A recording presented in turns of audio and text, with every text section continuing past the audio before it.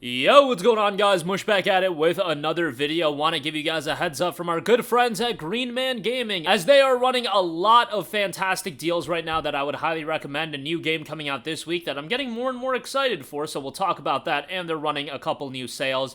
If you are a fan of Japanese RPGs or looking to get into the genre, definitely a good time to pick up some of those and some other deals to note as well. Just a lot of great stuff across the board, so I'll give mention to as much as I can. But first of all, Helldivers 2 is out later this week. I am getting more and more excited for this game. My excitement isn't at a fever pitch, I don't think, just because there are so many games coming out and so many games that have dropped. I just beat Like a Dragon Infinite Wealth, and I have Persona 3 Reload and GranBlue to still go through. So I'm gonna mix in Helldivers 2, and I certainly will play it, but it's just like so many games to juggle right now. Excited for the game, and as a co-op action shooter, I think it's gonna be quite a good game. And best of all, it's not priced at a full $60. It's $40, and our good friends at Green Man Gaming have it down to $33.19. So it's 17% off for the standard edition, and then the Super Citizen edition is 17% off for $49.79. Now, I would just stick to the standard edition. The Super Citizen edition really doesn't offer you that much value, just in-game items, and the base price is $20 more, so I would stick with the standard edition. The game does have cross-platform play, so that's obviously always great. It's PS5 and PC, so yes, it's a PlayStation-published title, but this is the first PlayStation-published PC game that's day one with the PlayStation 5 counterpart, and it makes all the sense in the world given that this game has a heavy emphasis on multiplayer. You really want to have a squad of friends to play this game with, and they have cross-platform play right out the gate. I think it's going to be a very enjoyable game if you do have a 4-player team to go into. And also, the development studio, Arrowhead, they have confirmed that the game is going to be getting free content updates going forward. There's going to be free cosmetics, there's going to be free content like biomes, missions, things like that, that are all going to be introduced into the game. And at $33.19, if you're a fan of co-op games, if you want something to kick back and cause some crazy mayhem with a couple of buddies, I think Helldivers 2 is going to be a good shout. So $33.19. The game is out on February the 8th. That would be this Thursday, so be on the lookout for that. Since we're on the topic of PlayStation and PC, I'll give a mention to Horizon Forbidden West Complete Edition. That is 15% off for $51 right now. This is obviously still a month and a half away. It'll be out on March 21st, but man, super excited for it. I really enjoyed Forbidden West, even though the narrative kind of got nonsensical, and this is going to include the base game and Burning Shores. Excited to go and give this another playthrough. I already completed it on PlayStation 5, but certainly will complete it again on PC.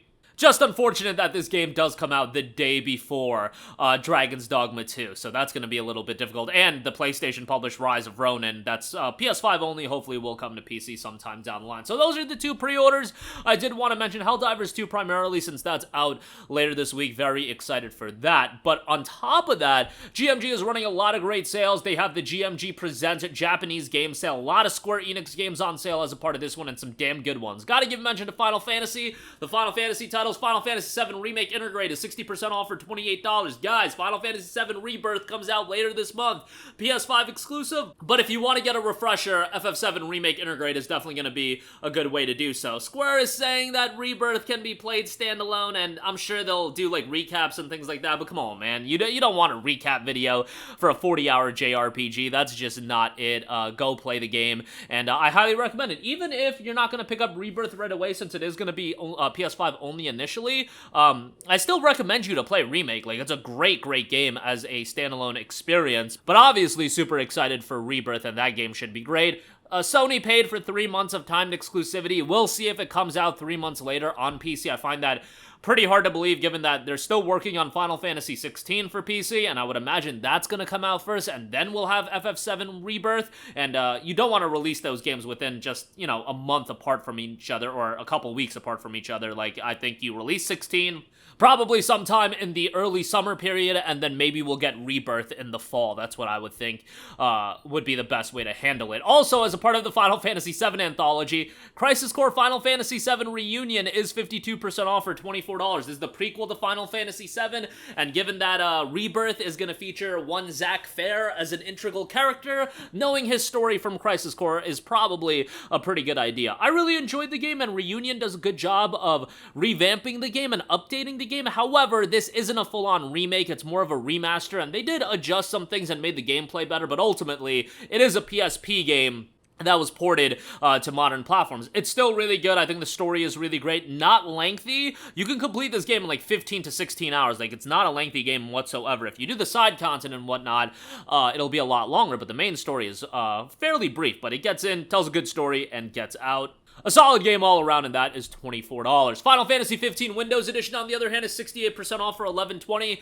Final Fantasy 15 is one of those interesting games, man. I was following this game for like a decade prior to its release, and the game itself was disappointing to me, but at the same time, I had grandiose expectations of this incredibly compelling narrative, and we really didn't get that with FF15. It was a bit disjointed. However, this Windows Edition has all of the DLC content and some updates to it that does tie the story a little bit better. There is a movie in Kingsglaive Final Fantasy 15 that helps out with understanding the story. And overall, the soundtrack is great in this game. The gameplay is really good. The visuals are excellent. Like, for $11 and change, I would say it's a good buy, and I would still give it a shout. Final Fantasy 12, the Zodiac Age, is also $16. Like, FF12, to me, is a classic. I remember when this game came out back in 2006, a lot of people pushed back on it.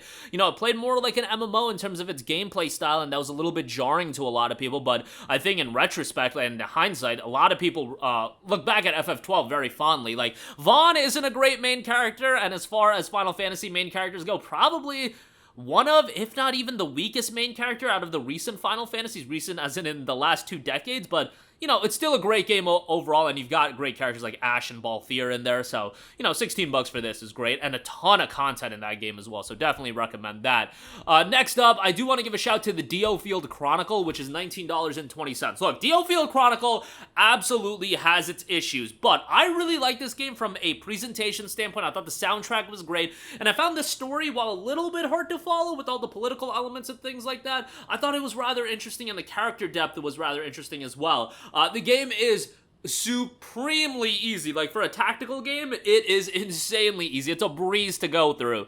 But, you know, for this price point, I want to give it a mention. It got panned, and it's one of those games that got hated on by a lot of people, but I ended up kind of enjoying it, so I thought I would give that a mention. Next up, we got Ys 8 Lacrimosa of Dana, 65% off for $14. Ys is a super consistent JRPG franchise that, unfortunately, hasn't resonated as much as some of the other Japanese RPG franchises over here stateside. Like, it's a couple tiers below your Personas, your Final Fantasies, your Tales of the world, but Ys is still rather solid. Now, the games do show their age. Like, Ys 8 was released on the PlayStation Vita back in the day, so keep that in mind, but the game itself has a good story, good soundtrack, gameplay is really enjoyable, and for $14, I would say it's a good pickup. Then we got Digimon Story Cyber Sleuth Complete Edition, 83% off for $8.60. You get 2 games here, Digimon Story Cyber Sleuth as well as Hacker's Memory. I'm a Digimon homer, so obviously these games are going to be for me. Yeah, they're good games, albeit a bit repetitive, and they do reuse a lot of content from both games, but